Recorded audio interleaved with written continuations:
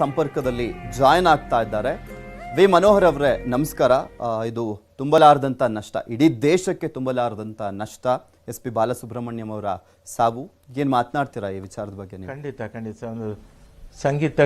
ಒಂದು ಸಂಗೀತ ಕ್ಷೇತ್ರಕ್ಕೆ ಒಂದು ನಷ್ಟ ಅಂತ ಹೇಳ್ಬೋದು. ಯಾಕಂದರೆ ಅವರು ಇವತ್ತಿಗೂ ಅಷ್ಟೇ ಮೊದಲು ಅವರು ಹೊಸದಾಗಿ ಬಂದಾಗ ಯಾವ ಥರ ವಾಯ್ಸ್ ಇತ್ತು, ಇವತ್ತಿಗೂ ಅಷ್ಟೇ ಒಂದು ಫ್ರೆಶ್ ವಾಯ್ಸ್ ಇವತ್ತಿಗೂ ಇತ್ತು ಅವರಿಗೆ. ಆಮೇಲೆ ಅವರ 74ರ ವಯಸ್ಸಲ್ಲೂ 24ರ ಒಂದು ಉತ್ಸಾಹ ಇತ್ತು, ಆ ಒಂದು ಯುವಕರ ಹುಮ್ಮಸ್ಸು ಅವರಲ್ಲಿತ್ತು. ಯಾಕಂದರೆ ಒಂದು 7-8 ತಿಂಗಳ ಹಿಂದೆ ನಾವು ಒಂದೇ ಸ್ಟೇಜಲ್ಲಿ ಕೂತ್ಕೊಂಡು ಮಾತಾಡ್ತಿದ್ವಿ. ಇಳೆಯರಾಜ ಅವರ ಒಂದು ಸ್ಟೇಜ್ ಪ್ರೋಗ್ರಾಮ್ ಏರ್ಪೋರ್ಟ್ ಹತ್ರ ಬಂದಿದ್ರು. ಅವಾಗ ಎಷ್ಟು ಚೆನ್ನಾಗಿ ಹಾಡಿದ್ರು ಇಳೆಯರಾಜ ಅವರ ಆರ್ಕೆಸ್ಟ್ರಾಗೆ. ಅವಾಗ ಅವರಿಗೆ ಬೇರೆಯವರಾದರೆ ಅಷ್ಟು ವಯಸ್ಸಾದಾಗ ವಾಯ್ಸ್ ಎಲ್ಲ ಡಿಟೀರಿಯರೇಟ್ ಆಗಿ ಸ್ಟೆಕ್ ಆಗಿ ಎಲ್ಲ ಆಗ್ತದೆ, ಅವ್ರದ್ದೇನು ಆಗಿರಲಿಲ್ಲ, ವಾಯ್ಸ್ ಅಷ್ಟೇ ಫ್ರೆಶ್ ಆಗಿರ್ತಿತ್ತು. ಅಂಥ ಒಂದು 50,000 ಹಾಡು ಹಾಡೋದು 50 ವರ್ಷದಲ್ಲಿ ಅದೆಲ್ಲ ಸಾಮಾನ್ಯ ತಮಾಷೆ ವಿಚಾರ ಅಲ್ಲ. ಹಾಗಾಗಿ ಒಬ್ಬ ನಮ್ಮ ಕಾಲದ ಒಬ್ಬ ಗಂಧರ್ವ, ಒಬ್ಬ ಗಾನಗಂಧರ್ವ, ಒಬ್ಬ ದೈವಾಂಶ ಸಂಭೂತನೆ ಅಂತಲೇ ಹೇಳ್ಬೋದು ಅವ್ರನ್ನ. ಅಂತವರು ಇವತ್ತು ಒಂದು ಅಕಾಲ ಮೃತ್ಯು ಅಂತ ಹೇಳ್ಬೋದು ಇದನ್ನ. ಯಾಕಂದ್ರೆ ಇನ್ನೂ ಒಂದು 10 ವರ್ಷ ಅವರು ಹಾಡಬಹುದಾಗಿತ್ತು. ಆದ್ರೆ ಒಂದು ವಿಧಿ ತುಂಬಾ ನಿಷ್ಕರುಣೆಯಿಂದ ಈ ವರ್ಷವೇ ಒಂದು ರಾಕ್ಷಸ ವರ್ಷ ಅಂತ ಹೇಳ್ಬೋದು. ತುಂಬಾ ಕೆಟ್ಟ ಸಂಗತಿಯನ್ನೇ ಈ ವರ್ಷ ಎಲ್ಲ ಬರೀ ಕೆಟ್ಟ ಸುದ್ದಿಯನ್ನೇ ಕೊಟ್ಟಿದೆ ನಮಗೆ. ಅದಂತೂ ಈ ಬಾಲವರು ಹೋಗಿದ್ದಂತೂ ತುಂಬಾ ನೋವಿನ ವಿಚಾರ, ಮತ್ತೆ ತುಂಬಾ ಅನ್ಯಾಯ ಅಂತ ಹೇಳ್ಬೋದು ಇದನ್ನು. ನಾವು ಈ ಚಿತ್ರರಂಗದಲ್ಲಿ ಆಲ್ಮೋಸ್ಟ್ ಯಾವಾಗಲೂ ಹೀರೋ ಹೀರೋಯಿನ್ಗಳೇ ಹೆಚ್ಚಾಗಿ ಬಿಂಬಿತ ಆಗುವಂಥದ್ದು, ಅಂಥವ್ರಿಗೆ ದೊಡ್ಡ ದೊಡ್ಡ ಫಾಲೋಯಿಂಗ್ಗಳು ಇರ್ತವೆ. ಈಗ ಸ್ಪೆಷಲಿ ನಾವು ಭಾರತೀಯ ಚಿತ್ರರಂಗ ಅಂತ ಬಂದಂಥ ಸಂದರ್ಭದಲ್ಲಿ ಅಮಿತಾಬ್ ಬಚ್ಚನ್ ಅವರಾಗಿರ್ಬೋದು, ಈ ರೀತಿಯಾಗಿ ದೊಡ್ಡ ದೊಡ್ಡ ನಟರು ಮಾತ್ರ ಕಾಣಿಸ್ತಾರೆ. ಕನ್ನಡ ಚಿತ್ರರಂಗದಲ್ಲೂ ಅಷ್ಟೇ, ರಾಜ್ಕುಮಾರ್ ಆಗಿರ್ಬೋದು, ವಿಷ್ಣುವರ್ಧನ್, ಅಂಬರೀಷ್ ಈ ರೀತಿಯಾಗಿ ಕಾಣಿಸ್ತಾರೆ. ಬಟ್ ಒಬ್ಬರು ಸಿಂಗರ್ ದೊಡ್ಡ ಮಟ್ಟದಲ್ಲಿ ಹೆಸರನ್ನ ಮಾಡುವಂಥದ್ದು, ಗುರ್ಸ್ಕೊಳ್ಳುವಂಥದ್ದು ತುಂಬಾ ರೇರ್. ಈಗ ಲತಾ ಮಂಗೇಶ್ಕರ್ ಅವರು ಈ ರೀತಿಯಾಗಿದ್ದಾರೆ. ಬಟ್ ಎಸ್ ಪಿ ಬಾಲಸುಬ್ರಹ್ಮಣ್ಯಂ ಅವರು ಕೂಡ ಆ ರೀತಿಯಾಗಿ ಗುರ್ಸ್ಕೊಂಡ್ರು ಅಂದ್ರೆ ಅವ್ರು ಯಾವ ರೀತಿಯಾಗಿ ಸಾಧನೆ ಮಾಡಿದ್ದಾರೆ ಅಂದ್ರೆ ಅದರಲ್ಲೇ ನೋಡ್ಬೋದು ನಾವು.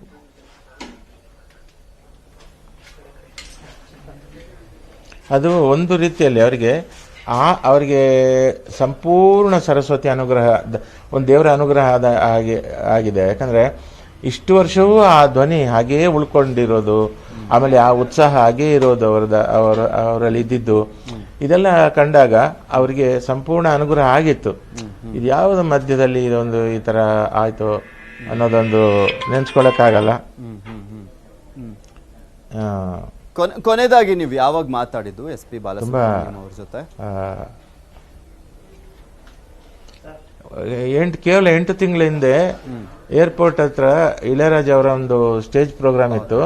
ಅವಾಗ SPB, ನಾನು, ಮನು, ಮಧು ಬಾಲಕೃಷ್ಣ, ಉಷಾ ಉತ್ತಪ್ ಎಲ್ಲ ನಾವು ಸ್ಟೇಜ್ ಹಿಂಭಾಗ ಕೂತು, ಯಾಕಂದ್ರೆ ಇಳೆಯರಾಜ ಅವರು ನನ್ನನ್ನ, ಕಲ್ಯಾಣ, ನಾಗೇಂದ್ರ ಪ್ರಸಾದ್ ಅವ್ರನ್ನ 3 ಜನರನ್ನ ಒಂದು ಹಾಡಿನ ಬಗ್ಗೆ ಮಾತಾಡೋದಕ್ಕೆ ಕರೆಸಿದ್ರು.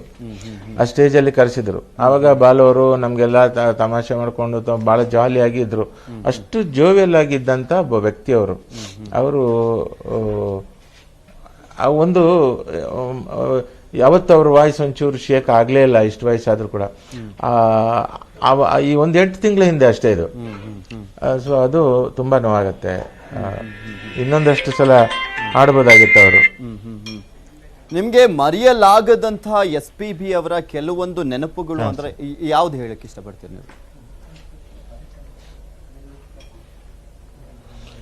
ನೋಡಿ, ಅವರಿಗೆ ಕರ್ನಾಟಕ ರಾಜ್ಯದಲ್ಲಿ ಅವರಿಗೆ ಎಂತೆಂಥ ಅಮೋಘವಾದ ಹಾಡು ಕೂಡ ರಾಜ್ಯ ಪ್ರಶಸ್ತಿ ಬಂದಿರಲಿಲ್ಲ. ಅವರಿಗೆ 97ರಲ್ಲಿ ಸೊ ಎಲ್ಲರ ಒಂದು ಟೀಕೆ ಬಂದಾಗ ಕೊಡ್ಲೇಬೇಕು ಅವರಿಗೆ ರಾಜ್ಯ ಪ್ರಶಸ್ತಿ ಅಂದಾಗ 97ರಲ್ಲಿ ಯಾವುದಕ್ಕೆ ಕೊಡೋದು ಅಂದಾಗ ನಂದು ಓಮಲ್ಲಿಗೆ ಚಿತ್ರಕ್ಕೆ ಮುದ್ದಾದ ಬಲೆ ಹೆಣದ ಹಾಡಿಗೆ ರಾಜ್ಯ ಪ್ರಶಸ್ತಿ ಬಂತು. ಸೊ ಅದು ಒಂದು ಮರೆಯಲಾರದಂತಹ ಒಂದು ಇದು. ಆಮೇಲೆ ಎದೆ ತುಂಬಿ ಹಾಡುವನು, ಅದರಲ್ಲಿ 2 ಸಲ ನನ್ನನ್ನು ಕರೆಸಿದ್ರು ಅವರು ಇದರಲ್ಲಿ ಅದಕ್ಕೆ ಅತಿಥಿಯಾಗಿ. ಸೊ ಅವಾಗಲೂ ಕೂಡ ಎಷ್ಟು. ಆಮೇಲೆ ನಾನು ಅವರು ಪ್ರಾರಂಭದ ಅಂದರೆ ನಾನು ಅಲ್ಲಿ ಸಾಹಿತಿಯಾಗಿ ಲಿರಿಸಿಸ್ಟ್ ಆಗಿ ನಾನು ಎಂಟ್ರಿ ಆದಾಗ 1984 85 86 ಅಲ್ಲಿಂದ ನಾನು ಅವರು ಯಾವ್ಯಾವ ಸ್ಟುಡಿಯೋಕ್ಕೆ ಹೋಗ್ತಿದ್ರು, ಆಗೆಲ್ಲ ನಾವು ಹೋಗ್ಬೇಕಾಗಿತ್ತು. ಒಬ್ಬ ಸಿಂಗರು ಆವಾಗೆಲ್ಲ ಹೇಗತ್ತಂದ್ರೆ SP ಅವರು ಚೆನ್ನೈಯಿಂದ ಬರ್ತಿದ್ದಾರೆ ಅಂದಾಗ ಎಲ್ಲ ಸ್ಟುಡಿಯೋದಲ್ಲಿ ಒಂದು 5-6 ಸ್ಟುಡಿಯೋದಲ್ಲಿ ಟ್ರ್ಯಾಕ್ಸ್ ರೆಡಿ ಮಾಡಿರೋರು. ಸೊ ಇಲ್ಲೊಂದು 3 ಹಾಡು, ಅಲ್ಲೊಂದು 4 ಹಾಡು, ಇನ್ನೊಂದು ಸ್ಟುಡಿಯೋದಲ್ಲಿ ಸಂಕೇತಲ್ಲಿ ಒಂದಷ್ಟು ಹಾಡುಗಳು, ಆಮೇಲೆ ಚಾಮುಂಡೇಶ್ವರಲ್ಲಿ ಒಂದಷ್ಟು ಹಾಡುಗಳು. ಸೊ ಹೀಗೆ ಬೇರೆ ಬೇರೆ ಬೇರೆ ಸ್ಟುಡಿಯೋಗಳಲ್ಲಿ ಹಾಡುಗಳು ಇರ್ತಿತ್ತು. ಒಟ್ಟು ಅವರು ಹೋಗೋಷ್ಟೊಳಗೆ ಸಾಯಂಕಾಲ 18-20 ಹಾಡುಗಳನ್ನ ಹಾಡಿ ಹೋಗ್ತಿದ್ರು. ಆಮೇಲೆ ಆ ಟೈಮಲ್ಲಿ ಅವರು ಯಾವ ಟೈಮಲ್ಲಿ ಮುಗಿಯುತ್ತೆ ಅಂತ ಗೊತ್ತಿಲ್ಲದೆ ಇಲ್ಲೇ NR ಕಾಲನಿಯಲ್ಲಿ ಅವರ ಆತ್ಮೀಯ ಸ್ನೇಹಿತರು ಓಬಯ್ಯ ಅಂತ ಇದ್ರು, ಅವ್ರ ಮನೆಯಲ್ಲಿ ಹಾಲ್ಟ್ ಆಗಿ ಮಾರನೇ ದಿನ ಹೋಗ್ತಿದ್ರು. ಸೊ ಈ ರೀತಿ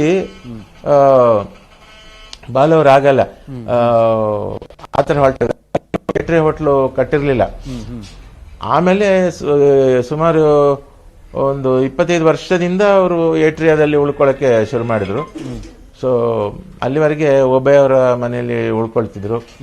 ಸೊ ಒಂದು ಬಗ್ಗೆ ಅವ್ರಿಗೆ ಇದ್ದಂತ, ಅವರಿಗೆ ಒಂದು ಸಲ ವಾಯ್ಸ್ ರೂಮಿಗೆ ಎಂಟ್ರಿ ಆದ್ರೆ ಅಲ್ಲಿ ತಮಾಷೆ ಮತ್ತೆ ಏನಾದ್ರೂ ಫ್ರೆಂಡ್ಲಿ ಮಾತು ಇಲ್ಲ, ಬರೀ ಹಾಡು.